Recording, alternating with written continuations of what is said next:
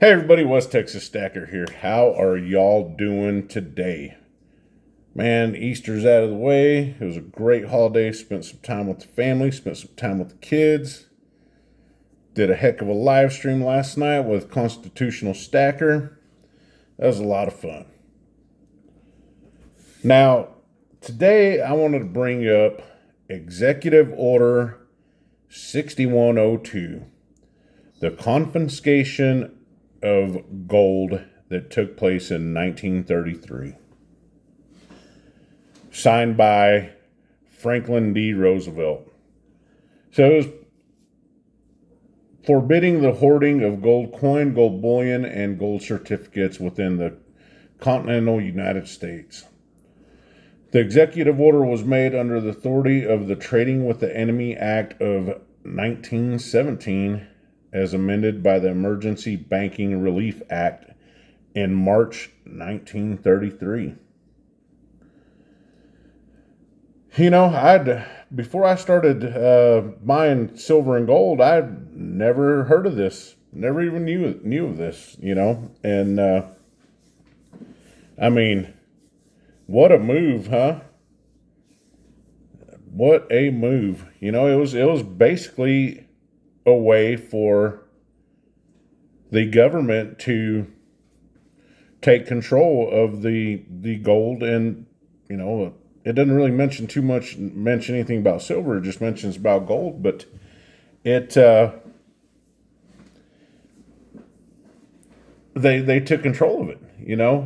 They had May 1st of 1933 was when all gold coin, bullion, and gold certificates were supposed to be turned into a Federal Reserve Bank or any branch of a bank. And apparently they got $20 and some change per ounce of gold they turned in. When this was all wrapped up and said and done, the price of gold was manipulated and it went up to $35 an ounce. Imagine that, right? It's only worth $20 and some change before that, and once the government takes control of it, all of a sudden it's worth more. And I'm not. This was from what I gather, there was a punishment to this if you were caught, and I believe it was criminal penalties for violation of executive order, $10,000 fine, or 10 years imprisonment, or both, as provided in Section 9 of the order. Oh, man, so it came with a pretty hefty fine and a pretty hefty sentence if you were convicted, right? And the whole reason for this was, the stated reason for the order was hard times had caused hoarding of gold, stalling economic growth, and worsening the depression as the U.S. was then using the gold standard for its currency. Was it really, though? I mean, were people really hoarding that much gold?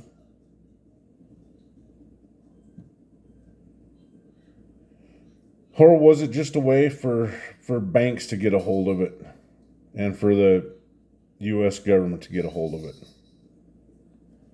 It's kind of wild to even think of this, and visualize that it even happened. But I mean, still, it took the physical act of a person to go in and turn in all their gold coin or bullion, which maybe not too many people did.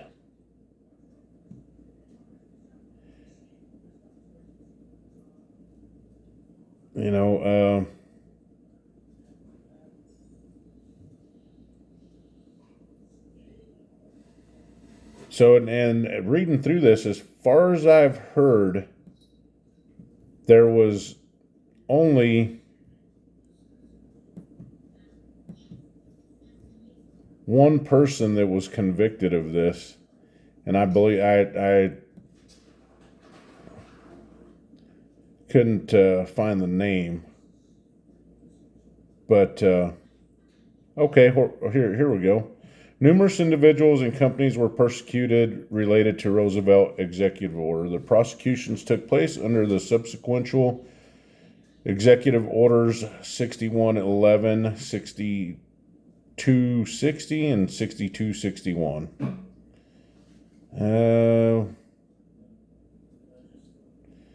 There was one prosecution under the order was ruled invalid by federal judge John N. Woolsey on the grounds that the order was signed by the president instead of by the Secretary of Treasury as required. Interesting.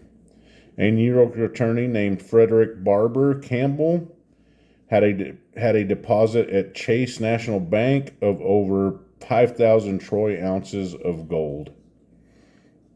When Campbell attempted to withdraw the gold, Chase refused, and Campbell sued Chase. A federal prosecutor indicted Campbell the following day for failing to surrender his gold. Ultimately, the prosecution of Campbell failed, but the authority of the federal government to seize gold was upheld, and Campbell's gold was confiscated.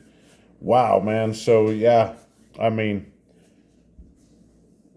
what caused people to do this back then? Was it the fear of imprisonment, the fine? And would it ever happen again? Could it ever happen again? I personally don't think so. For one, silver and gold aren't in our money now. For two, there's not enough resources for them to do this. There wouldn't be enough resources. I know a lot of people say that this may happen. I don't believe it would. I think that there would be mass civil unrest before it even got to this point. But let me know in the comments what you think if you made it this far. There was a diamond jewelry merchant from San Francisco was prosecuted for the sale of 13 $20 gold coins without a license. Secret Service agents discovered the sale with the help of the buyer. Yeah, interesting. So, I mean, I guess they do have, that they can confiscate or search anything that they believe was gained by ill ways, but could you get it back? I don't know. I guess you'd have to prove it in court, but I for one don't think it'll happen. I think that they would have to confiscate our Second Amendments before they would be able to come after our gold. Come and take it. Like we like to say, come and take it. So just a little interesting piece of history. Like I said, I never knew about it until I started stacking silver and gold. It's a little wild piece of history. Just kind of shows how devious people in power can be. Anyhow, simplify, God bless. Hope you all have a wonderful night and enjoy the video.